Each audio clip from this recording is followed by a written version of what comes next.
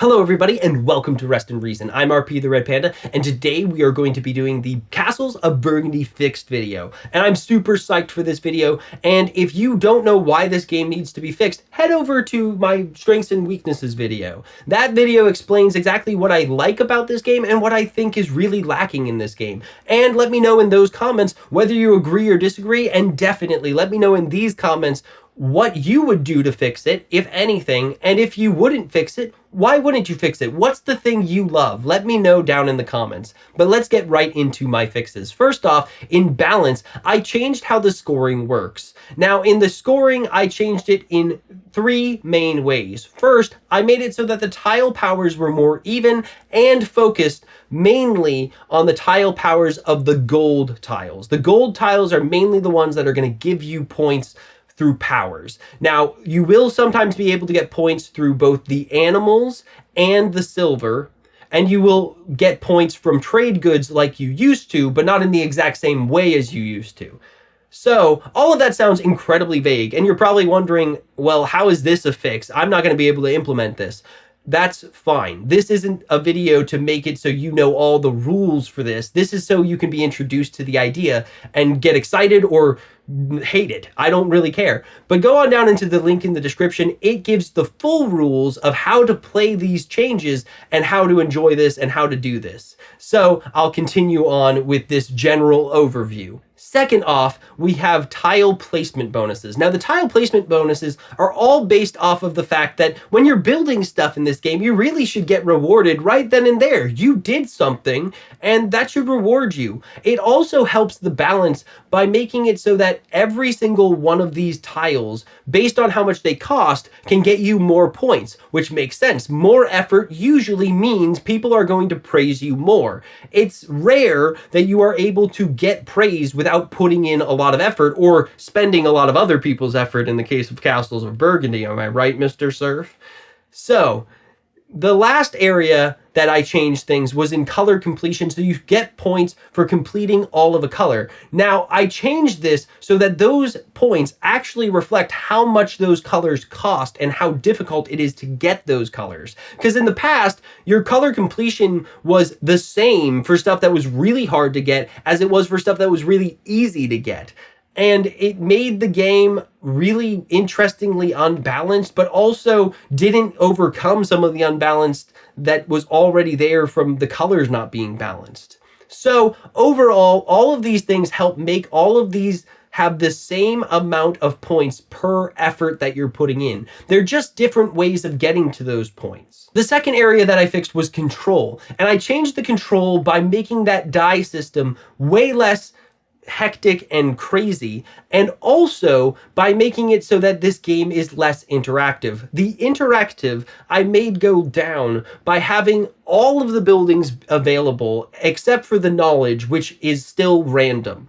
But everything else is available the whole game to everybody, which means that if somebody else takes a castle, that doesn't mean that you can't take a castle this round. It means that you can do whatever you can afford and whatever you want to do. And this makes it so it really is a game where players get to choose every single time.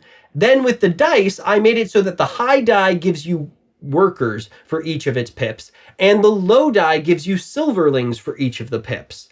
Then you use the silver to buy the tiles, because that's how you get the things you need to build tiles, and then you use the workers to build the tiles. Now, sometimes things don't cost money, and sometimes they don't cost workers. It all depends on whether or not the thing would actually take a worker or take money to actually do, because of course, in the Middle Ages, you'd often just go in the backyard, cut down a tree, and that would help you build the thing, or you'd go mine the local rock quarry. So it didn't always cost money, or sometimes it wouldn't always cost people, because sometimes you just had to fund a guy with ideas. It all depended on what it was supposed to be. But this helps mitigate the luck because silver you need less of, and your lower die is going to be silver. And your higher die is going to be workers, and you need more of those. And because you have a span of luck for both of those, that's very likely, you are going to have a more or less predictable amount of each of them that you are getting. You also have the mines and the animals, which I have made their powers be all about making it so with the animals, you can have extra workers if you need them. And with the silver, you can have extra money. And this represents you mining for silver, putting it into your reserve, into your treasury, and using it when things go bad. And then, of course, with animals, you literally have living food, so if there's a famine, you can feed your people so they can work for you. All of this makes thematic sense, but also helps mitigate the luck in a way that doesn't cost you as much as it did in the original game. The final area that I fixed was theme. So now the dice represents how well your little fief did. And that's because Castles of Burgundy is all about you being a medieval lord or a Renaissance lord. And even though the Renaissance wasn't exactly like the Middle Ages, it was still a serf-based economy where workers, serfs, would pay you labor and do work for you. And towns would usually pay you money. So that's exactly what this represents. And you would usually get less money than you would get work from serfs because you usually had less money coming in. Economy was more about if your people were fed and ready to help build things than it was about making a lot of money. And the little bit of money it did get was usually a little bit. So that's why this all works out thematically. It also makes sense that you're buying the tiles, buying the things to build the things, and then when you build it, you use the serfs to work and build the thing. If you're building a castle, you say, hey, Serf Bob, you gotta build this castle for me. It's like Gru and the Minions. You gotta get those guys in shape and get them working for you. So that's what this is all about, and it makes the game just feel so much more thematic. And there are so many other changes I made. Go ahead again and look in the description. It gives the full way of playing this. The rules are really short, really simple, and easy to learn. And all you need to play this